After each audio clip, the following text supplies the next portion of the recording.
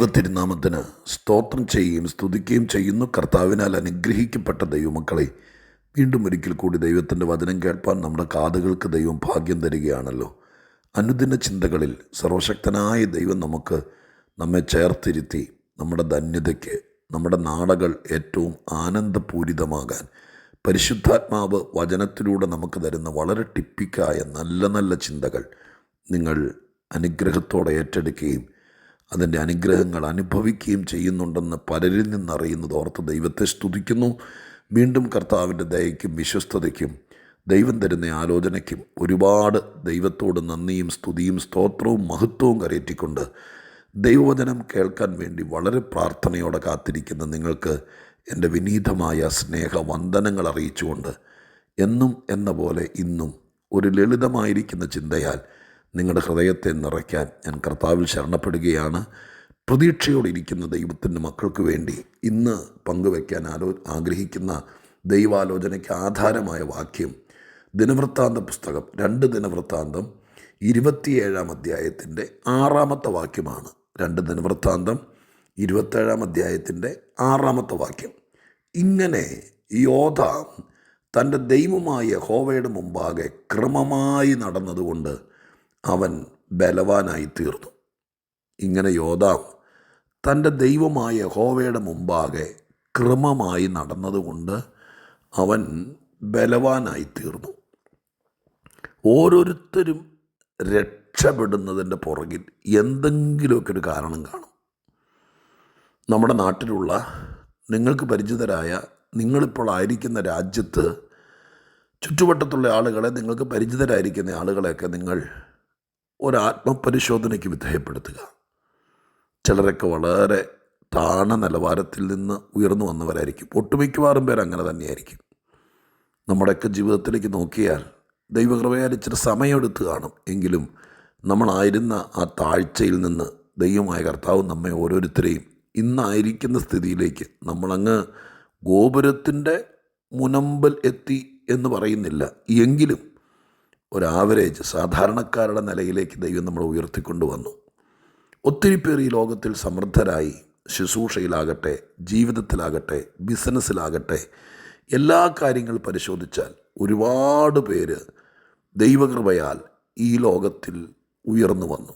ഒരു കാര്യം സ്പഷ്ടമാണ്, ഇവിടെ പിശാചുണ്ട്, എതിരാളിയുണ്ട്, അസൂയക്കാരുണ്ട്. ഇവിടെ ഒരുത്തനെ മുടിയാൻ വേണ്ടി പല പ്രവർത്തികൾ പുറകിൽ ചെയ്യുന്ന അണ്ടർഗ്രൗണ്ട് വർക്കേഴ്സുണ്ട്. അങ്ങനെ ഒത്തിരി നെഗറ്റീവായി പ്രവർത്തിക്കുന്നവരൊക്കെ ഉണ്ടെങ്കിലും ഈ മണ്ണ്, ഈ ഭൂമി, ഈ പ്രപഞ്ചം, ഈ ലോകം ഒത്തിരി ആളുകൾ വളർന്ന ലോകമാണ്. അത് നിങ്ങൾക്ക് സമ്മതിക്കാമല്ലോ. ഇവിടെ നഷ്ടപ്പെട്ട, തകർന്ന, ഉടഞ്ഞ, ആത്മഹത്യ ചെയ്ത, ജീവിതത്തിൽ വലിയ നിലം പരിശായി തറ പറ്റിപ്പോയ ആൾക്കാരുണ്ട്, ഇല്ലെന്ന് പറയുന്നില്ല. പക്ഷേ ചുറ്റുവട്ടത്തേക്ക് നോക്കിക്കഴിഞ്ഞാൽ ഭൂരിപക്ഷവും ഉയർന്ന, വളർന്ന, ജയിച്ച ആളുകളെ ഒത്തിരി പേരെ കാണാൻ കഴിയും. അപ്പോൾ ഈ ലോകത്തിൽ കറപ്ഷനുകളും പിശാചും പ്രശ്നങ്ങളും ഒക്കെ ഉണ്ടെന്ന് പറഞ്ഞാലും വളരേണ്ടവന് വളരാൻ, ജയിക്കേണ്ടവന് ജയിക്കാൻ, ഉയരേണ്ടവന് ഉയരാൻ, രക്ഷപ്പെടേണ്ടവന് രക്ഷപ്പെടാൻ, അതിനിവിടെ സാധ്യതയുണ്ടെന്നുള്ള കാര്യം ഇനി ആരെക്കൊണ്ടെങ്കിലും പ്രാർത്ഥിപ്പിച്ച് നോക്കേണ്ട കാര്യമൊന്നുമില്ല. ഇല്ലെങ്കിൽ അതിനു വേണ്ടി പ്രത്യേകിച്ചൊരു സിമ്പോസിയൊന്നും അവതരിപ്പിക്കുകയും ഒരു ഉച്ചകോടി സമ്മേളനം നടത്തി അതിനെക്കുറിച്ച് അവലോകനം നടത്തേണ്ട കാര്യമൊന്നുമില്ല. നമുക്ക് ചുറ്റും കണ്ണോടിച്ചാൽ രക്ഷപ്പെട്ടവരും വളർന്നവരും ഇവിടെ സന്തോഷത്തോടെ പോകുന്നവരൊക്കെ ഉണ്ട്. ഇന്നിവിടെ പറയാൻ വേണ്ടി ആഗ്രഹിക്കുന്നത് യോഥാമിൻ്റെ ജീവിത ചരിത്രം. യഹൂദയിലൊരു രാജാവായിരുന്നു അദ്ദേഹം. അദ്ദേഹത്തിൻ്റെ ജീവിത ചരിത്രത്തിൽ നിന്ന് വേദപുസ്തകം എഴുതി വച്ചിരിക്കുന്ന ഒരു പ്രത്യേക കാര്യം നമ്മൾ വായിച്ചല്ലോ. എന്താണെങ്കിലും ഈ കക്ഷി, ഈ രാജാവ്, അവൻ ബലവാനായി തീർന്നു എന്ന് എഴുതിയിരിക്കുന്നത്. ഒരുപാട് പേരുടെ ബലം കെട്ടുപോയി. അപ്പൻ സമ്പാദിച്ച സ്വത്ത് പോലും ഇവിടെ രക്ഷപ്പെടാമെന്ന് വിചാരിച്ച് കറക്കിക്കുത്തി ചെയ്ത് അതുപോലും തീർന്ന് കടത്തിനെ പോലും കടക്കാൻ പറ്റാതെ അവസാനം ഒതുങ്ങിപ്പോയവരുടെ ചരിത്രവും കഥയൊക്കെ നമ്മുടെ ചുറ്റുവട്ടത്തുണ്ട്. എന്നാൽ ചിലർ കരുത്തരായി, ബലമുള്ളവരായി, രക്ഷപ്പെട്ടു, ഉയർന്നു, പലർക്ക് ശമ്പളം കൊടുക്കുന്നവരായി, ഒരുപാട് പേരെ സഹായിച്ചവരായി, ഒത്തിരി പേർക്ക് ഗുണമുള്ളവരായി, അങ്ങനെ ഒരുപാട് പേരുണ്ട്. ഞാൻ ആഗ്രഹിക്കുന്നു ഇത് കേൾക്കുന്ന എല്ലാവരും തറപറ്റിപ്പോകാതെ ഇതുപോലെ ബലപ്പെട്ടിരിക്കട്ടെ, ശക്തീകരിക്കപ്പെട്ടിരിക്കട്ടെ, അനുഗ്രഹിക്കപ്പെട്ടിരിക്കട്ടെ, ആനന്ദത്തോടെ ജീവിക്കട്ടെ. പലരെയും സഹായിക്കുന്നവരായി മാറട്ടെ, ബലവാന്മാരായി മാറട്ടെ എന്ന് തന്നെ നമുക്ക് ആഗ്രഹിക്കാം. ഞാൻ അങ്ങനെ തന്നെ മനസ്സുകൊണ്ട് പ്രാർത്ഥിക്കുന്നു. പ്രിയരെ, ഞാൻ പറഞ്ഞു വന്നത്, എല്ലാവരുടെയും വിജയരഹസ്യം നമ്മൾ സൂക്ഷ്മമായി അന്വേഷിച്ചാൽ അതിൻ്റെ പുറകിൽ എന്തെങ്കിലും, എല്ലാവരും ഒരുപോലത്തെ കാര്യമായിരിക്കുകയല്ല പറയുന്നത്, എന്തെങ്കിലുമൊക്കെ വളരെ സിസ്റ്റമാറ്റിക്കായിരിക്കുന്ന കാര്യങ്ങൾ അവർക്ക് പറയാനുണ്ടായിരിക്കും നിശ്ചയമായും. കേരളത്തിൽ ഇന്ന് ദൈവത്താൽ അനുഗ്രഹിക്കപ്പെട്ട് ആയിരക്കണക്കിന് ആളുകളെ ശമ്പളം കൊടുത്ത് പോറ്റിപ്പുലർത്തുന്ന അങ്ങനെയുള്ള പല ആളുകളുമായിട്ട് ദൈവത്തിൻ്റെ കൃപ കൊണ്ട് എനിക്ക് അടുത്ത ബന്ധം, സഹോദര ബന്ധം പുലർത്താൻ കഴിയുന്നുണ്ട്. ഒത്തിരി നല്ല ആളുകൾ.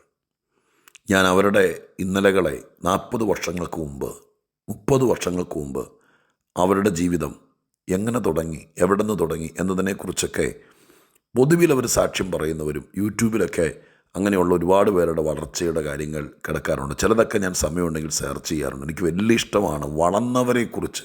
ഈ യൂട്യൂബിനകത്തും ഇവിടെയൊക്കെ 2 തരം വാർത്തകൾ ഇത് കിട്ടും. മുടിഞ്ഞവരെക്കുറിച്ചും തകർന്നവരെക്കുറിച്ചും, നാണം കെട്ട് നാരാണക്കല്ല് പിടിച്ചു പോയി എന്ന് പറഞ്ഞവരെക്കുറിച്ച്. അത് തന്നെ കേട്ടിരുന്ന് 24 മണിക്കൂർ ഈ അളിഞ്ഞ കഥകൾ മാത്രം കേൾക്കാൻ ഇഷ്ടപ്പെടുന്ന ആൾക്കാർ കണ്ടേക്കാം. വെറുതെ പാഴാക്കുകയാണ്. എന്നാൽ വിജയിച്ചവർ, രക്ഷപ്പെട്ടവർ, അങ്ങനെ ഒത്തിരി പേരുടെ സംഭവങ്ങൾ, ഞാൻ പേര് പറയുന്നില്ല ആരുടെയും, പ്രസിദ്ധരായിരിക്കുന്ന ആളുകളുടെ, തുടക്കക്കാരുടെ, അവരെങ്ങനെ തുടങ്ങിയെന്നൊക്കെ, നല്ല ആളുകൾ അതിങ്ങനെ അവരുടെ അവരുടെ സൈറ്റിലൊക്കെ ഇട്ട് ഒരാഴ്ചയിലൊരിക്കലോ ഒന്നിടവിട്ടൊക്കെ അങ്ങനെയുള്ളവരെ തപ്പിപ്പിടിച്ച് പ്രൊമോഷനായി നമുക്ക് വേണ്ടിയിട്ടൊക്കെ എന്നവണ്ണം ഇടുന്ന ചില ആളുകളുടെ യൂട്യൂബ് ചാനലുകൾ ശ്രദ്ധിക്കാറുണ്ട്. ഞാനതൊക്കെ ചിലപ്പോൾ കേൾക്കാറുണ്ട്. അങ്ങനെയുള്ള ആളുകളായിട്ട് എനിക്ക് വ്യക്തിപരമായ ബന്ധമുണ്ട്. അവർ പലരും പറഞ്ഞിട്ടുള്ളത്, നേരിട്ട് പറഞ്ഞതും ഇതുപോലത്തെ മീഡിയയിലൂടെ കേട്ടിട്ടുള്ളത്. ഒരു ഒരാൾ പറഞ്ഞത് ഞാൻ ഓർക്കുന്നുണ്ട്. ഒരമ്മ വളരെ കഷ്ടപ്പാടും പ്രയാസമുള്ള കാലഘട്ടത്തിൽ നിരന്തരം പ്രാർത്ഥനയ്ക്ക് പോകുമായിരുന്നു. വണ്ടിക്കൂലിയില്ല, നടന്നു പോകുമായിരുന്നു. വീട്ടിൽ പട്ടിണിയാണ്, 6-7 പേർക്ക് ആഹാരം കൊടുക്കാനില്ല. എങ്കിലും പട്ടിണിയാണെങ്കിലും പിള്ളേരൊക്കെ ഒരുക്കി സ്കൂളിലൊക്കെ വിട്ടിട്ട് അന്നത്തെ കാലത്ത് പ്രാർത്ഥനയ്ക്ക് പോകുമായിരുന്നു. അവരെല്ലാവരും പറയുന്ന, മക്കളെല്ലാവരും പറയുന്നു, അമ്മയുടെ സ്ഥിരമായ ഈ പ്രാർത്ഥനയാണ് ഞങ്ങളെ ഇത്രയും രക്ഷപ്പെടുത്തിയത്. അപ്പോൾ അവർ പറയുന്നു, അതിപ്പോൾ ആര് നിഷേധിച്ചാലും ഇല്ലെങ്കിലും സ്ഥിരമായൊരു വീട്ടിലെ അമ്മ ദൈവസന്നിധിയിൽ ചെല്ലുകയും കൂട്ടായ്മക്കാരുടെ ഇടയ്ക്ക് പോവുകയും പ്രാർത്ഥിക്കുകയും ചെയ്തതുകൊണ്ട് ആ കുടുംബം രക്ഷപ്പെട്ടു എന്ന്. അങ്ങനെ ഒത്തിരി ആളുകളുടെ, ഞാൻ നാട്ടുകാരുടെ അനുഭവം പറഞ്ഞാൽ ദൂതാവില്ലല്ലോ. പക്ഷെ ഇവിടെ ഈ മനുഷ്യനെക്കുറിച്ച് എഴുതിയിരിക്കുന്ന കണ്ട യോധാം, അവൻ ബലവാനായി തീർന്നു. രാജാക്കന്മാരെയൊക്കെ ബലഹീനരാക്കാൻ വേണ്ടി ചുറ്റും ശത്രുക്കൾ വിഷം പുരുട്ടി അമ്പും ഇങ്ങനെ കുലച്ചുകൊണ്ട് നിൽക്കുന്ന ശത്രുക്കളുടെ നടുവിലാണ് ഓരോ രാജാക്കന്മാരും വളർന്നു വന്നതെന്ന് ഓർത്തോളണം. അങ്ങനെയാണല്ലോ രാജ്യത്തിൻ്റെ ഭരണം, അതിൻ്റെ നിലവാരമൊക്കെ. പക്ഷേ ഈ രാജാവിനെക്കുറിച്ച് എഴുതിയിരിക്കുന്നു, അവൻ ബലവാനായി തീർന്നു. എങ്ങനെ ബലവാനായി തീർന്നു? ദൈവമായ യഹോവയുടെ മുമ്പാകെ ക്രമമായി നടന്നതുകൊണ്ട്. ഒരു ചെറിയ കാര്യമായി തോന്നും, പക്ഷെ അത് ഭയങ്കര ബലം പകരും. എന്താ പറഞ്ഞതിൻ്റെ അർത്ഥം? ഇംഗ്ലീഷിലൊക്കെ നോക്കിയാൽ വേറൊരു വാക്കായിരിക്കും കിടക്കുന്നത്. പക്ഷെ മലയാളത്തിൽ തന്നെ ഞാനത് പറഞ്ഞ് അവസാനിപ്പിക്കാം. ദൈവത്തിൻ്റെ മുമ്പാകെ ക്രമമായി നടക്കുക എന്ന് പറഞ്ഞാൽ നിങ്ങൾ ഓർമ്മ, ഈ ആത്മീയത്തിനൊരു സിസ്റ്റമാറ്റിക് ആയിരിക്കുന്ന രീതിയുണ്ട്. ഞാൻ എപ്പോഴും പറയാറുണ്ട്, ഈ ഒത്താൽ പ്രാർത്ഥിക്കുക, ഒത്താൽ പള്ളിയിൽ പോവുക, ഒത്താൽ വചനം കേൾക്കുക. ഞാൻ ഇത് കേൾക്കാൻ വേണ്ടി ഇതിൻ്റെ ഒരു പ്രൊമോഷണലായിട്ട് പറഞ്ഞൊന്നും നിങ്ങൾ വിചാരിക്കരുത്. ചില ആളുകൾ പറയാറുണ്ട്, എപ്പോഴും ഒന്നുമില്ല വാസ്തവ, വല്ലപ്പോഴും ഒക്കെ കേൾക്കാറുണ്ട്. ആയിക്കോ, ഒരു വിരോധമില്ല. ഞാൻ ഇത് കേൾക്കണം എന്നല്ല, എന്തും ആയിക്കോട്ടെ. എന്ത് കാര്യം ചെയ്താലും നിങ്ങൾക്കൊരു പ്രാർത്ഥനയുണ്ടെങ്കിൽ ആ സമയം വേറൊന്നിനും കളയാതെ ക്രമമായി നിങ്ങൾ ഈ ആണ്ടിൽ പ്രാർത്ഥിച്ചു നോക്കി. അത് ഇച്ചിരി മസിൽ പിടിച്ചാണെങ്കിലും ചെയ്തു നോക്കി. ക്രമമായി ആ വാക്ക് നിങ്ങൾ അടിവരയിട്ട് സൂക്ഷിക്കുക. നിങ്ങൾ വചനം വായിക്കുന്നവരാണെങ്കിൽ അത് ക്രമമായി ചെയ്തു നോക്കി. വല്ലപ്പോഴും ഇരുന്ന് ബോറടിച്ചു, മനോരമ പത്രം മുഴുവൻ വായിച്ചു കഴിഞ്ഞു, ചാനലെല്ലാം മാറി നോക്കി, ഒരു സുഖമില്ല, എന്നാൽ ബൈബിൾ ഇങ്ങെടുക്ക്, 23-ാം സങ്കീർത്തനം വായിച്ചേക്കാം. ഒരു പണിയില്ലാതിരിക്കുമ്പോൾ ഒരു അധ്യായം വായിച്ചേക്കാമെന്ന് വിചാരിക്കുന്നവൻ അന്നും വായിച്ചാൽ ദൈവം എന്തെങ്കിലും ഇടപെടാതിരിക്കുകയില്ല. പക്ഷെ സ്ഥിരമായി വചനം പഠിച്ച്, സ്ഥിരമായി വചനം വായിച്ച്, സ്ഥിരമായി പ്രാർത്ഥിച്ച്, സ്ഥിരമായി വചനം കേട്ട് എന്ത് ചെയ്താലും ക്രമമായി, സ്ഥിരമായിട്ടല്ല ക്രമമായി ഒരു ഓർഡർ നമ്മുടെ ജീവിതത്തിലുണ്ടാകണം. എന്ത് ചെയ്താലും ക്രമമായി ദൈവത്തിന് കൊടുക്കുവാണോ, ക്രമമായി കൊടുക്കുക. എന്തും ചെയ്യും. എത്രയോ പേര്, ഞാനങ്ങനെ ഓരോരുത്തരും രക്ഷപ്പെട്ടതിനെക്കുറിച്ച് ഞാൻ പറയാൻ ആഗ്രഹിച്ചില്ല, അതുകൊണ്ടാണ് ഒത്തിരി ചിന്തകൾ എൻ്റെ മനസ്സിൽ കിടക്കുന്നുണ്ട്. എന്താണ് ഈ ഭാഗം ഞാൻ പറഞ്ഞ് പ്രാർത്ഥിക്കാം. ഒരു മനുഷ്യൻ, ഒരു സാധാരണക്കാരനല്ല, ഒരു രാജാവ് തൻ്റെ ആയുഷ്കാലത്ത് ബലപ്പെട്ടു എന്നെഴുതിയിരിക്കുന്നത് ബലവാനായി തീർന്നു. ഒരു രാജാവിൻ്റെ ഏറ്റവും വലിയ ആവശ്യമാണ് അയാൾ ബലവാനായിരിക്കണം. മെൻ്റലി, ഫിസിക്കലി, ഫിനാൻഷ്യലി ഒക്കെ ബലവാനായിരിക്കണം. എങ്കിലേ ഒരു രാഷ്ട്രത്തെ മുന്നോട്ട് കൊണ്ടുപോകാൻ പറ്റുള്ളൂ.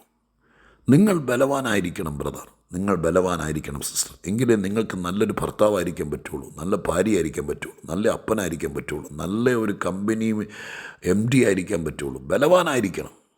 അതിന് കാശ് തന്നെയല്ല ഘടകം, വിദ്യാഭ്യാസം തന്നെയല്ല ഘടകം. എന്ത് ചെയ്താലും ക്രമമായി ചെയ്യുക. വേദപുസ്തകത്തിൻ്റെ ഒരു പോളിസിയാണ്, ഒത്താ ചെയ്യുന്നവർ ആത്മീകരല്ല. ക്രമമായി ക്രമമായി ക്രമമായി ചെയ്തു നോക്ക്, ചിന്തിച്ചു നോക്ക്, കുടുംബമായി ആലോചിച്ച് നോക്ക്. പിള്ളേരോടൊക്കെ ഞാൻ പറയാം, മക്കളെ ക്രമമായി ദൈവിക കാര്യത്തിൽ ഇടപെട്. ക്രമമായി സൺഡേ സ്കൂളിൽ പോയ എത്രയോ പിള്ളേരിന്ന് അത്യുംഗ ശൃംഗത്തിലെത്തിയിട്ടുണ്ടെന്നറിയാമോ? വേറൊന്നും ചെയ്തില്ല, ക്രമമായി. മടിക്കരുത്. എന്തു ചെയ്താലും ഈ ജീവിതത്തിനൊരു താളമുണ്ട്, ഈ പ്രപഞ്ചത്തിനൊരു താളമുണ്ട്. ദൈവം വെച്ചിരിക്കുന്ന എല്ലാറ്റിനും ഒരു താളമുണ്ട്. ആ താളത്തിലാണ് ഇവിടുത്തെ മനുഷ്യനൊഴിച്ച് ബാക്കി എല്ലാ കാര്യങ്ങളും ക്രമമായിട്ട് ഇവിടെ ചലിക്കുന്നുണ്ട്. ഈ സൗരയൂഥമൊക്കെ ക്രമമായിട്ട് അതിൻ്റെ പണി ചെയ്യുന്നുണ്ട്. ഒരു ദിവസം ക്രമം തെറ്റിച്ചാൽ എന്ത് പറ്റും? മുഴുവൻ താളം തെറ്റത്തില്ലേ? മനുഷ്യൻ മാത്രമാണ് ക്രമം തെറ്റിപ്പോയുള്ളൂ.